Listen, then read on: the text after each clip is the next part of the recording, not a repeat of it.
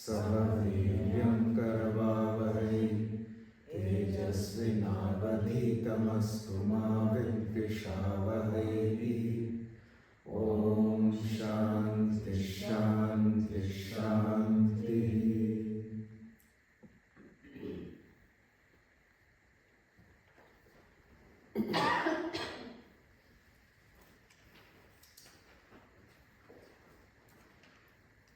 So this attitude of Karma Yoga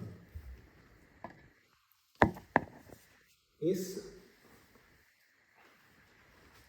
an integral part of this inquiry of who am I.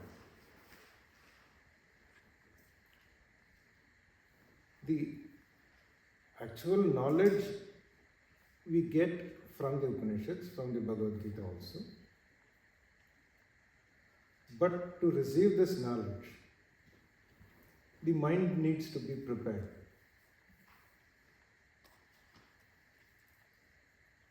Generally, the mind is not ready. So if the mind needs to be prepared, then how do we do it? So Karma Yoga is not something we do at a specific time. Like some of these ashrams. So they put it in their schedule, Karma Yoga time. So that means doing some service to the ashram. But that's not correct. Karma Yoga is a mindset that you learn to have, which extends to every activity that you do in your whole life. So it is not just between 12 and 1 o'clock and on the days on which you are visiting the ashram. Rest of the time you are not doing Karma Yoga. That's what it implies. See, they are trying to make people do some seva work and then give it a nice name so that people get inspired to do some seva. If you say Karma Yoga, then people get inspired and feel good about doing the work. So that is, so Lord Krishna does not mean it like that. So we get our understanding of Karma Yoga primarily from the Bhagavad Gita. And Lord Krishna talks about it briefly right in the second chapter. And in the whole of third chapter, it is the topic is only Karma Yoga. And whatever he says in the other chapters is also connected to Karma Yoga. So it is not like after the third chapter he stops talking about Karma Yoga. So it is also connected. So we will look at the basic principles on which Karma Yoga operates.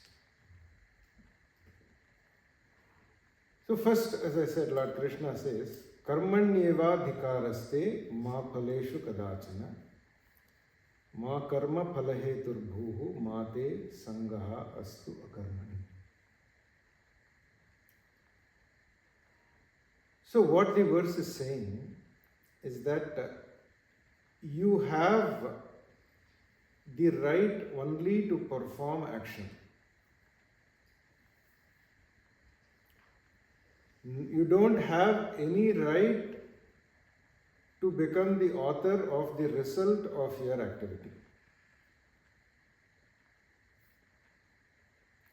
Or demand that I should get this result if I perform this activity. Generally, we do that. We do something, then we want that activity to be successful. We have a certain result in mind, and then we hope that we will get that result. Or we really want only that result, or something better. So what we are imagining, or something better than what we are imagining. So this extends to everything that I do. If I do not get what I want, then that bothers me at every level. Suppose I want to go to some place, and for some reason there is something that comes up in between, and I cannot go. Then I get completely disturbed. I get upset. Sometimes I take it objectively, but many times it disturbs me.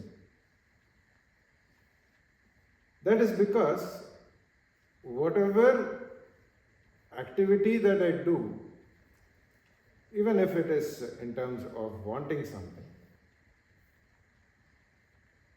so then I'm desperate to get what I want. But in regular life, it never happens. There are so many things that I have wanted, I still want. I get certain things, I do not get certain things. So what Lord Krishna says is that you train your mind in such a way that you only perform the activity.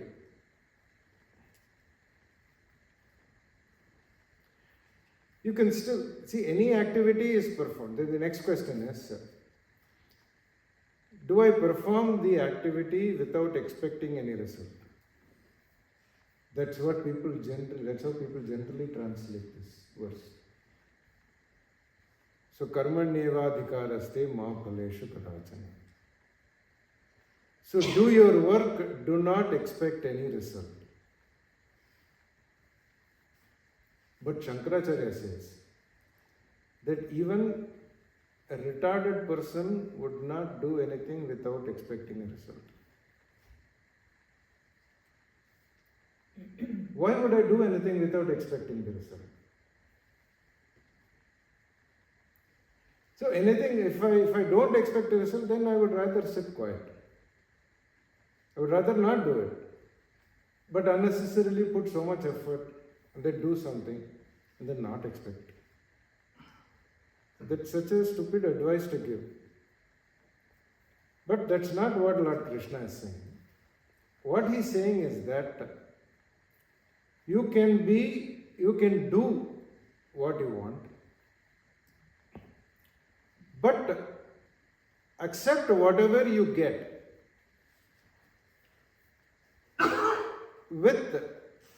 gracefully, with an attitude of receiving anything you get as a blessing.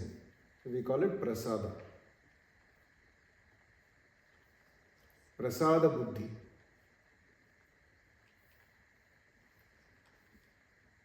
So because I have not got what I wanted at so many points in my life, in terms of what kind of circumstances I grew up in. I may have a lot of complaints against that. What kind of opportunities I have got in my life, and what kind of partner that I got. Why did not I get a better person? What kind of job I have? So no one is ever completely satisfied with the job they are doing. even if a person says, no, I'm totally happy with what I'm doing. So then what you should do is just keep the conversation going for some more time. So then the person will know, my boss could be better. And my co-workers, I could have better people working with me, more understanding people. My environment could be better. So anything that I have done so far, there is always, the result could always be better. I'm okay, but it could be better most of the time. So if I look at my own state of mind, so whether I am completely satisfied, fulfilled with myself, or I have a lot of regrets, disappointment, sadness,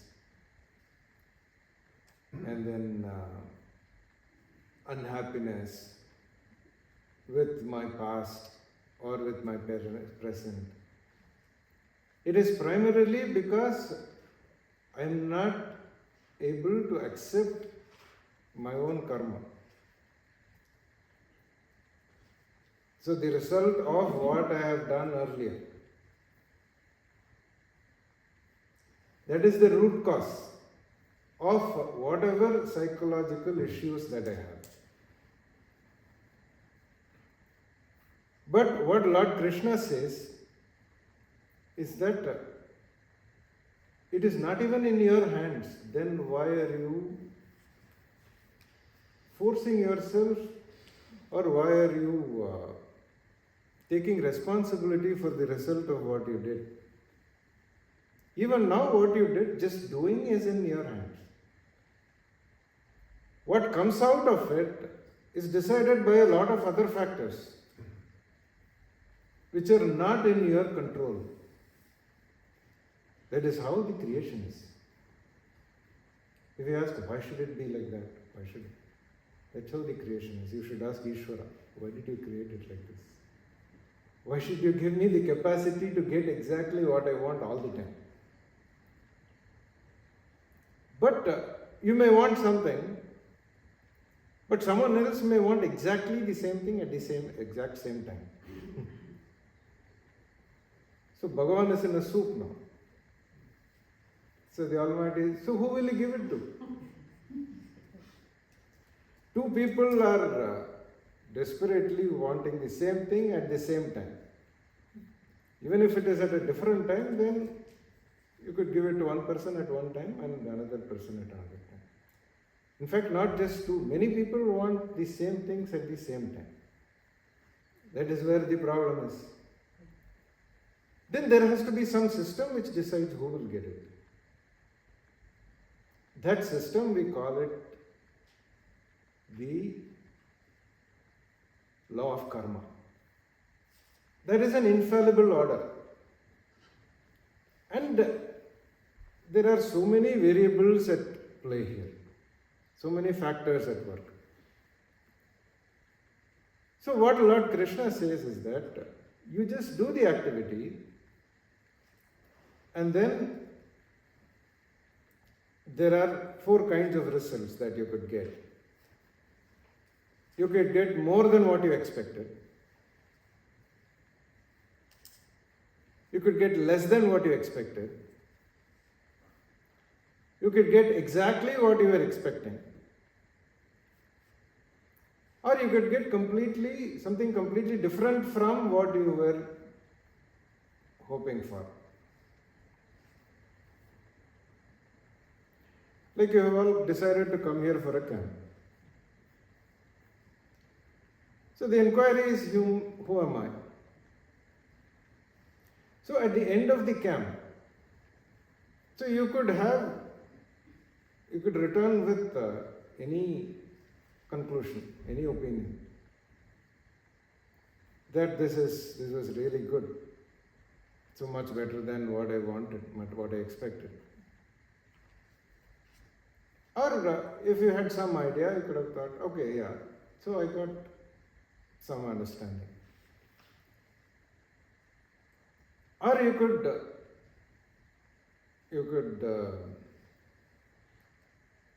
think that, no, this is not what I wanted. It could have been much better. And probably I should have spent my money in a better way. So instead of coming here. So one could have that also. That could also be one possibility. Or you could think this is completely different from what I expected. So this is possible with regard to any activity. You apply for a job and then you get that job. So you get the job and get the salary that you wanted. So exactly what you wanted. But you get the job, but salary much more than what you expected. Very nice. But little less than what you wanted. Okay. So you grudgingly accept it. Then completely different.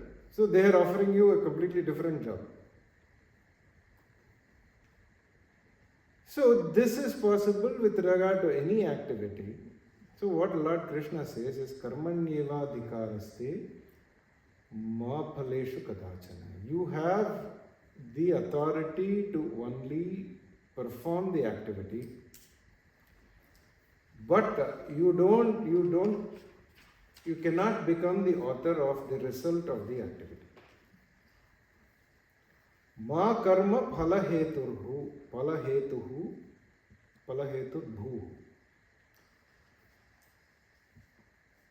And also he says, mate sangaha astu akarmani. But at the same time, you cannot also withdraw from activity. As long as we are alive, we should be doing something or the other. But do it with this activity. With this attitude. Then our mental state is much better than what it is right now. And accept the result as prasada, as a blessing.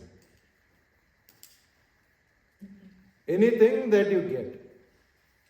Because the law of karma is controlled by that supreme, universal, cosmic being,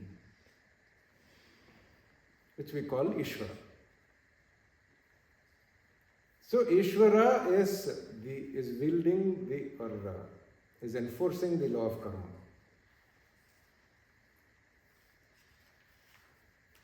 And that law of karma is infallible.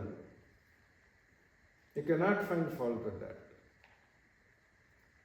So everyone gets exactly what they deserve at a given point in time. Nothing more, nothing less. None of us should feel shortchanged. No, Ishvara has been partial. So he has been unfair to me. So there is no necessity to feel any of that. If we get something, we get exactly what we deserve. That is prasada buddhi. So with an attitude, with a very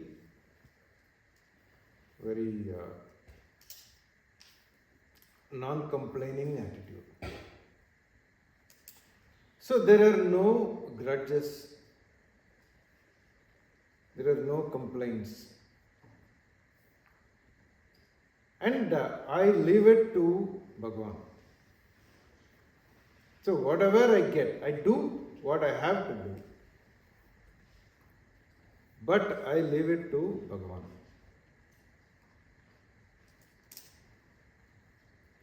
I leave it to the universal order. This is what he says in the next verse. Samatvam yoga uchyate.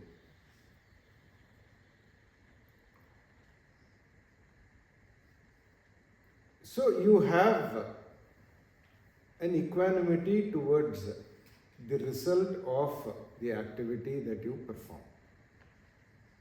The sameness of mind.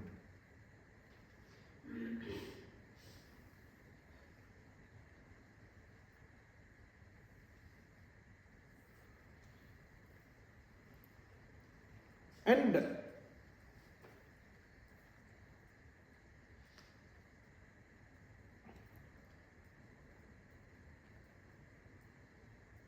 Lord Krishna also gives another definition for Karma Yoga, which is Yogaha Karmasu Kaushalam.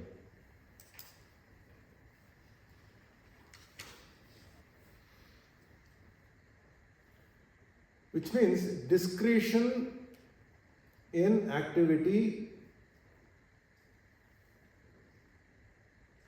is Karma Yoga.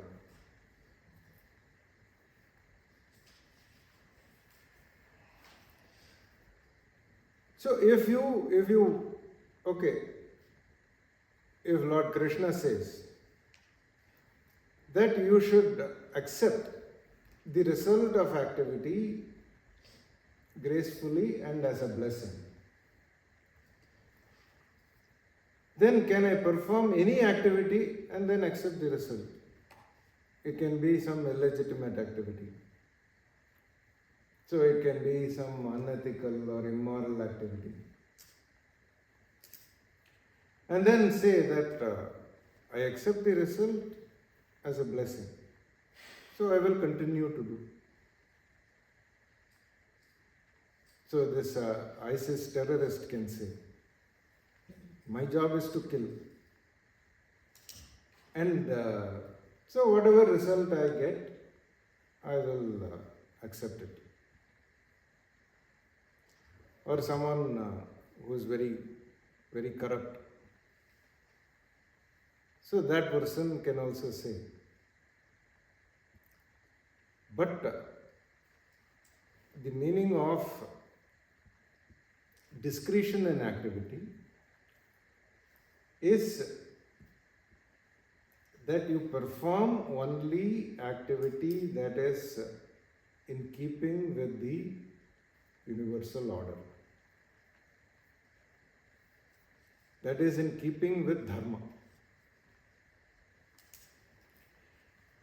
Anything that I do that does not transgress dharma or that does not violate dharma,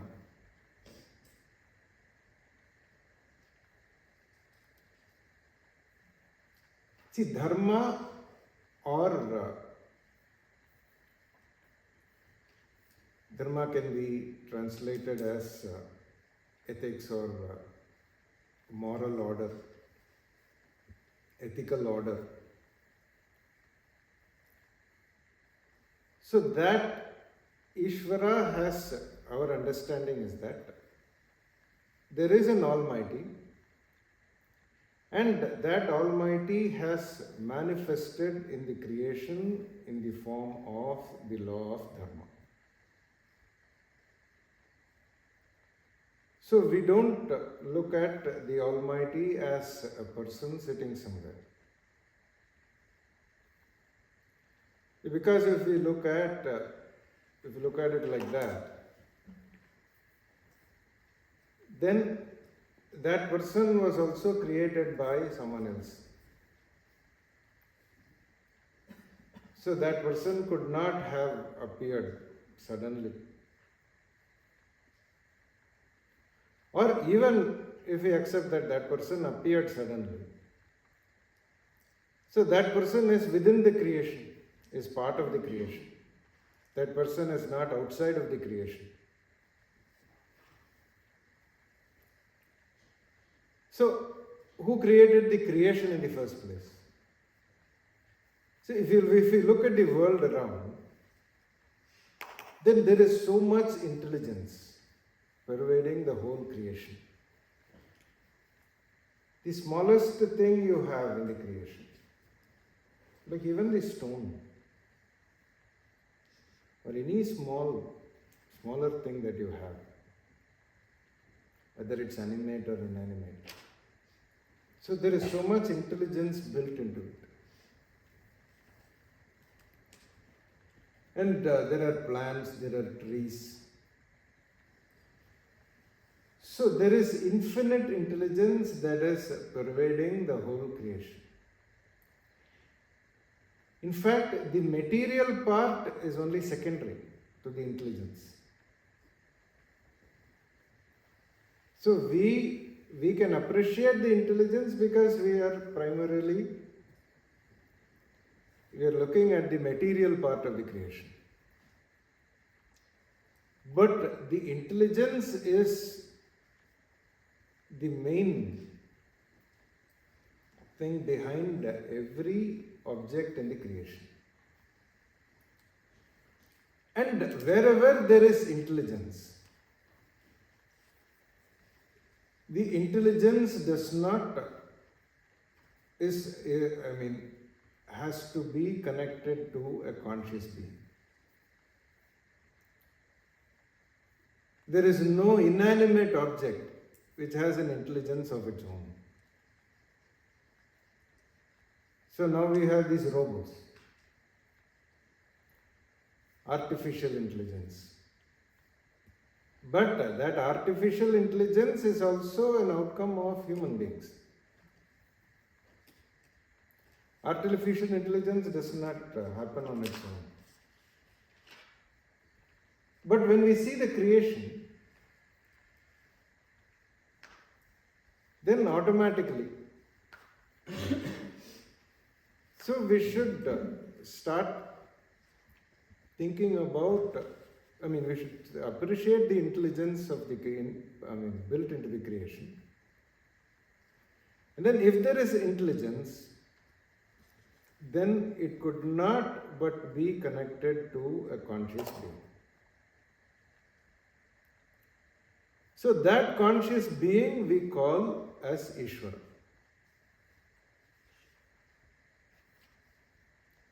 And the description of Ishvara that we give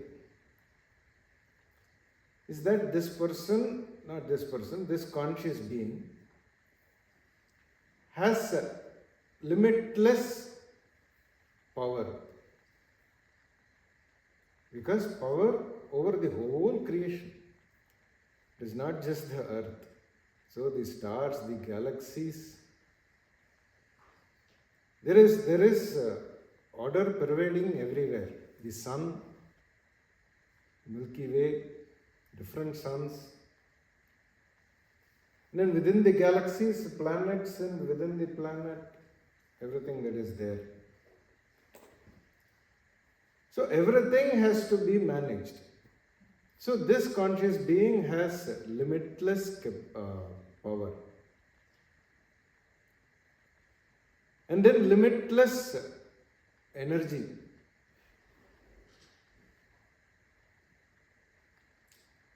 Because if we try to create something, we get tired in a few hours. So just imagine the amount of energy that must be needed to bring out the whole creation.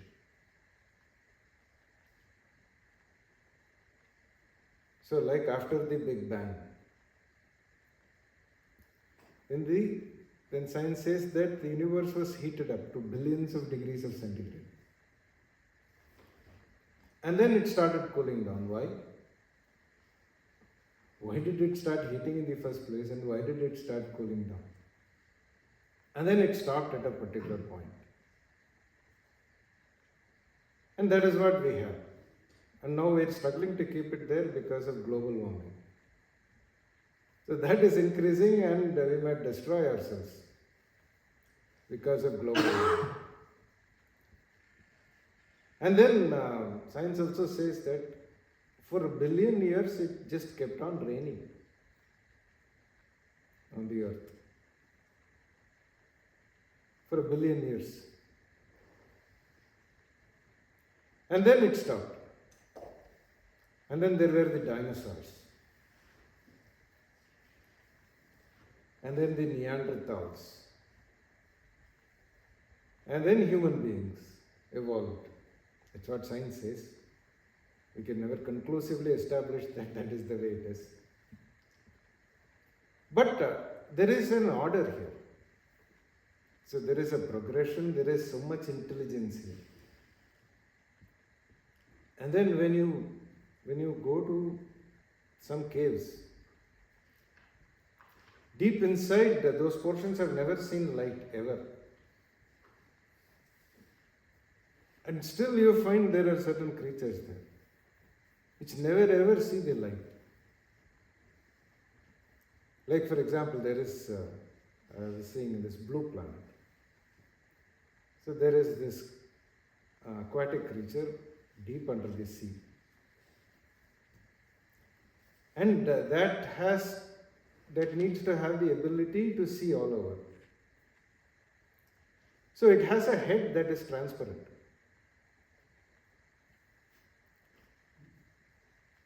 Because it needs it at that place to be able to protect it and then for its own personal security.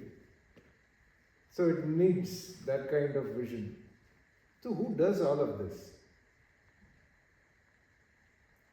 So we call that intelligent power as the nimitta karana, or the intelligent cause behind the creation.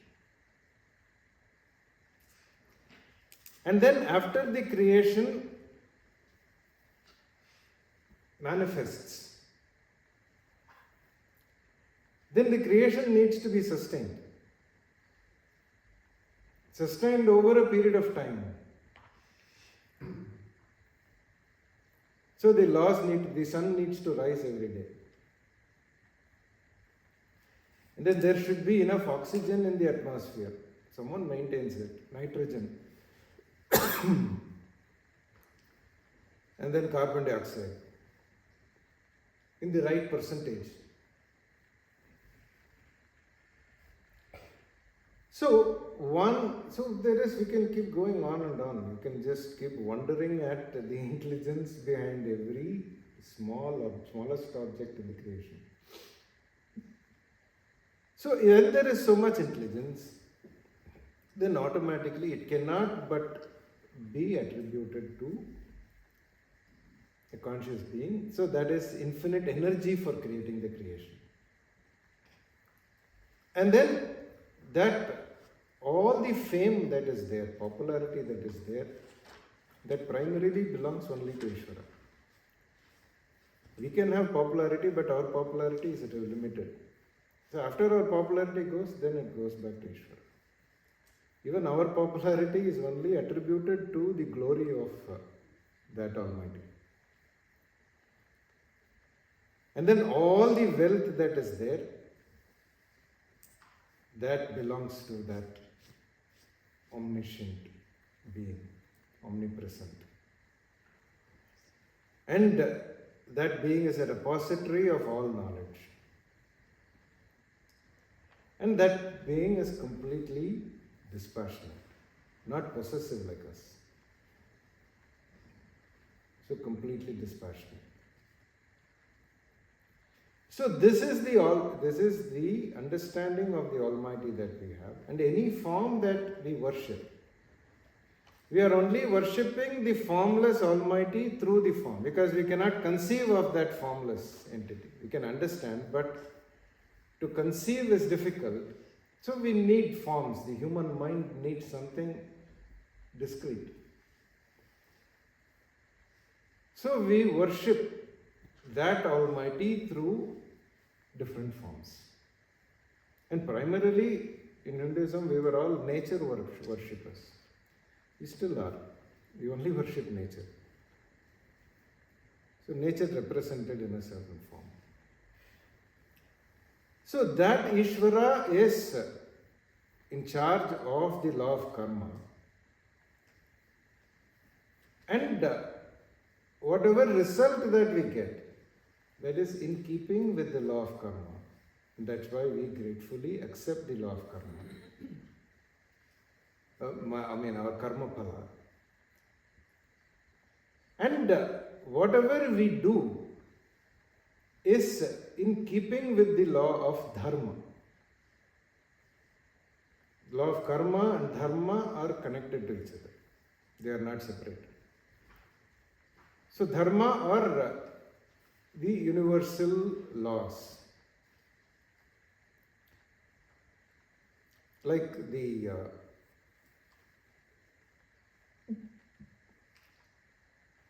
requirements or the ethical standards that are universal in nature. Like speaking the truth, which is samanya dharma, general. And then being non-violent. And appropriating only what belongs to me. Not taking away what does not belong to me. So these are all commonly understood by every human being. But sometimes we don't adhere to that.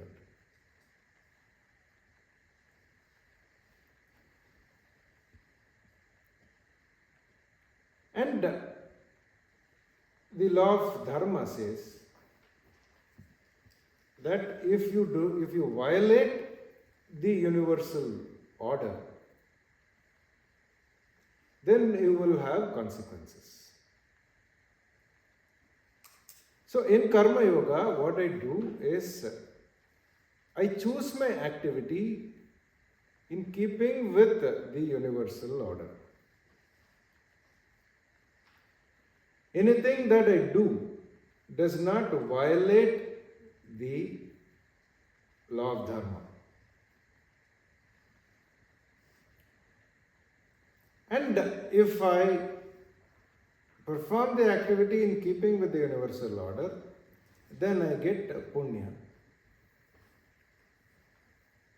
And if I violate it, I incur papa.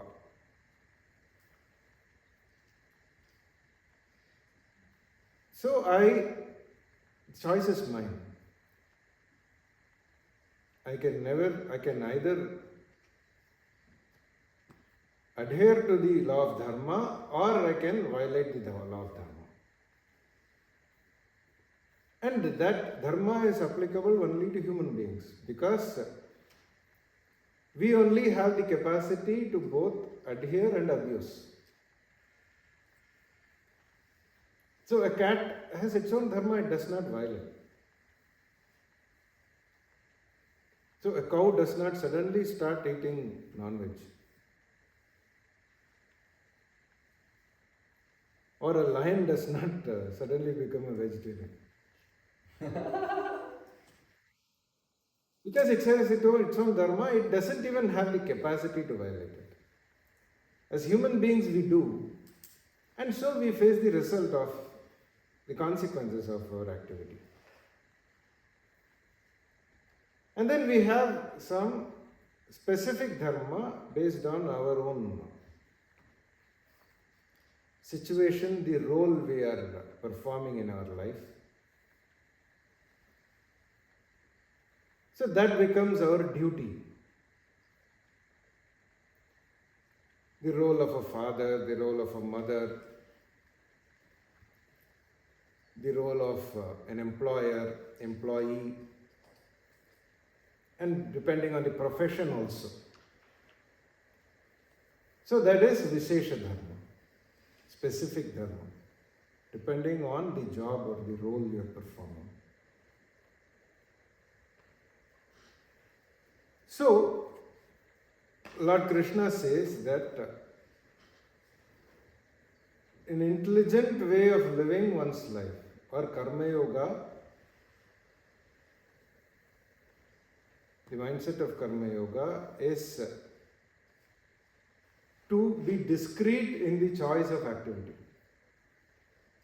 to choose one's actions wisely. or whatever whatever one does wisely.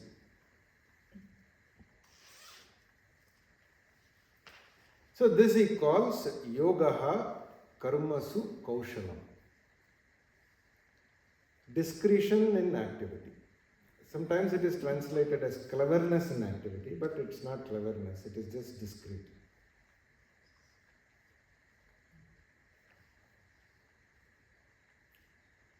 And then I choose the activity not based on my own whims and fancies, which he calls likes and dislikes, raga dvesha.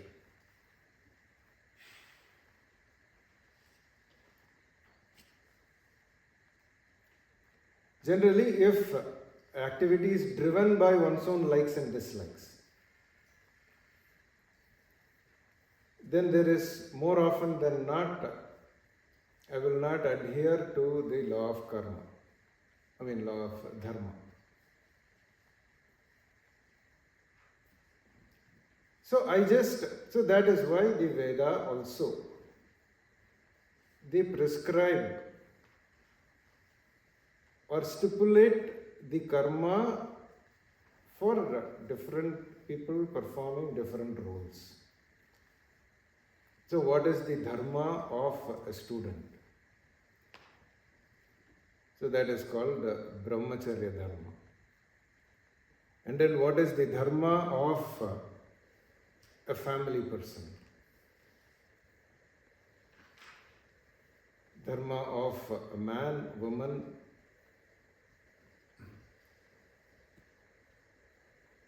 and it is very clearly described.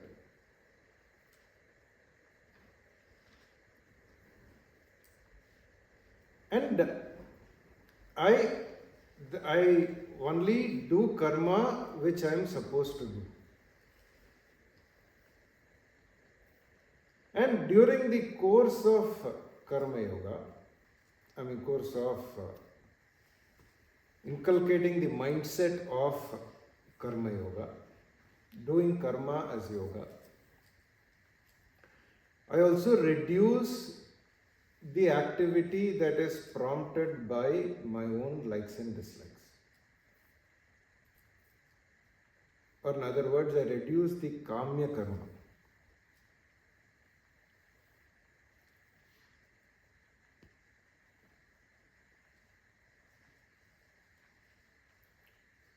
So kamya would be desire prompted activity.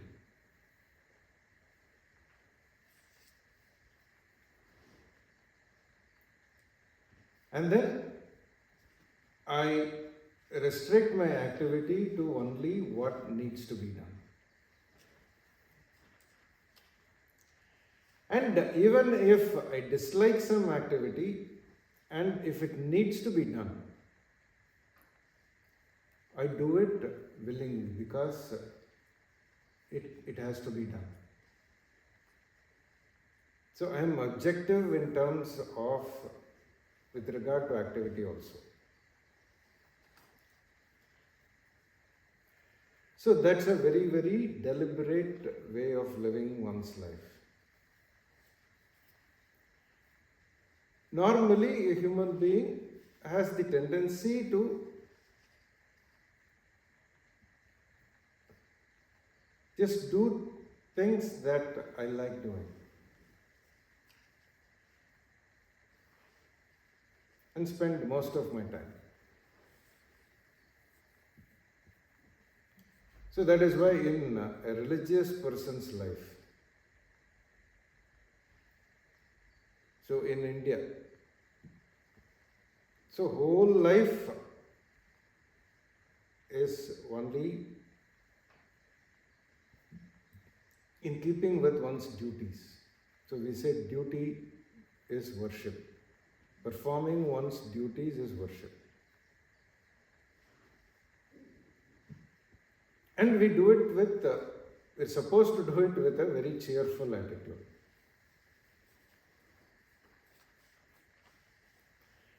And over a period of time, this gives one the purification or the preparedness that is necessary for gaining this knowledge and assimilating the truth of oneself. So that we call Chitta Shuddhi. So the theme of Karma Yoga is also to be not driven by one's likes and dislikes. So to be driven by likes and dislikes is to completely surrender to one's sensory pulls.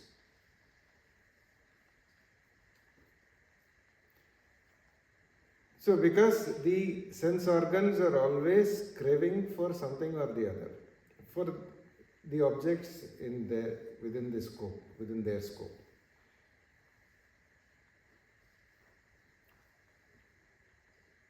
So a karma yogi avoids being always in the control of one's sense organs. And again, like we saw yesterday, in the set of 6 qualifications. So first is Shama. So mastery over one's mind, then is Dhamma, and the third one is Uparati. So Uparama or Uparati. So Uparati means not doing what is not necessary. So there it was defined as just performing one's duties.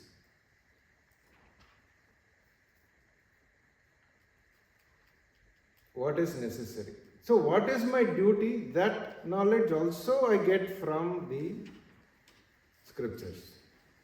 What is as I said, what is the duty of a student? What is the duty of a husband? What is the duty of a wife? What is the duty of a mother, father, citizen, member of the society, citizen of a country? So I perform various roles, and all these roles, they are in keeping with my duties. So whole life is lived very deliberately and just as a preparation for my own spiritual growth. So this is the whole idea behind Karma Yoga.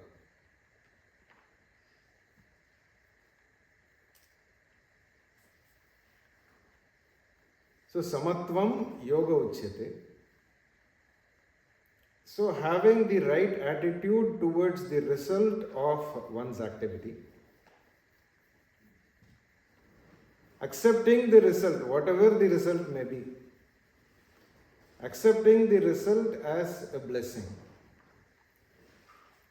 Because the law of karma is infallible, is flawless,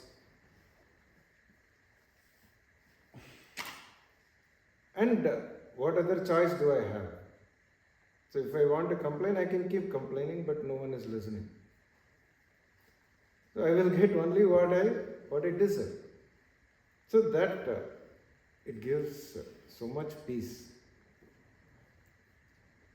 So one is so much at peace with oneself when there is that kind of acceptance. And then whether there is victory, there is defeat. So he also says, Sukha Dukkhe Same Kritva Labha Labho Jaya Jayo. So whether there is pain, there is pleasure, there is gain, loss, victory, defeat. So everything is objectively accepted. That doesn't mean you become like a zombie. So not having any feelings. but still with this understanding. So then one insulates oneself from disappointments. One insulates oneself from frustrations. But at the same time, one does not avoid doing what needs to be done. You do it, you are keeping, you are in tune with Dharma, in keeping with Dharma. But at the same time, you have that attitude to accept whatever you get as a blessing. And then also choose one's activity in keeping with what is in line with the universal order. Because the order is a manifestation of the Almighty. So if we want to appreciate Ishvara, so then you just have to look at the manifestation in the creation. And it is there to be appreciated all the time. So because we generally have this idea that there is someone sitting somewhere. A lot of religions also promote that kind of idea. So you will meet your Father in heaven. So there will be Peter waiting there. So to condemn you to eternal hell or eternal heaven. There is no one like that. So it is everywhere, and all of this is primarily meant only for preparing or gaining this knowledge and then finishing the job for which we are here now. For getting the knowledge of who am I. So that's why it is an integral part of this whole process of inquiry.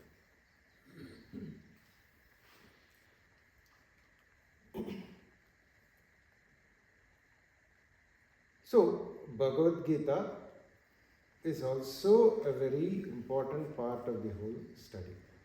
So that's why the Upanishads give Brahma Vidya, Bhagavad Gita also does. And Bhagavad Gita focuses more on Yoga Shastra. So that is the lifestyle, the attitudes, the preparation, all that is needed for this knowledge.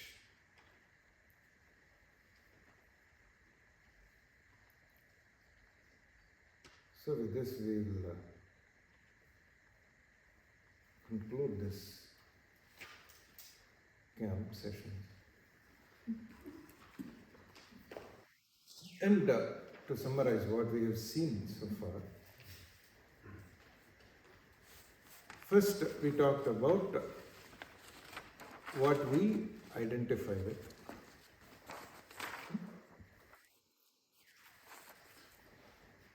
The way I look at myself and the different levels at which I identify myself. And how that is a very narrow understanding. And how that makes me suffer from incompleteness, inadequacy. And how I'm much bigger than the opinion I have about myself at this point. And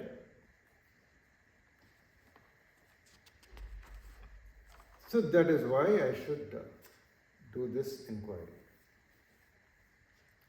as to who am I and really know the truth of myself. So then, what are the qualifications required? And what is the source of this knowledge? Why we accept that alone as the only source? Because the truth is not available for observation, objectification. So that is why the knowledge also has to come from an independent means of knowledge, which is the Veda. And the methodologies that the Upanishads employ for revealing this knowledge. And also how the Bhagavad Gita helps us. The Gita helps us in developing or cultivating a right mindset. Mindset for this pursuit. So that is done by looking at life in a certain way. So with an attitude of yoga. So doing karma as yoga, not doing karma yoga. So doing karma with a certain attitude, doing any activity. Karma here is any activity. So doing karma as yoga. And what is karma yoga? Which is, it is primarily defined by these three. So one is the way in which I look at the results of my actions and develop a certain acceptance. Take it as a blessing. Samatvam yoga uchyate. And how I have the ability to just perform activity and not become the author of the result. And how I cannot avoid activity also. And finally, how I should choose my activity. That it should be in keeping with dharma, with the universal order.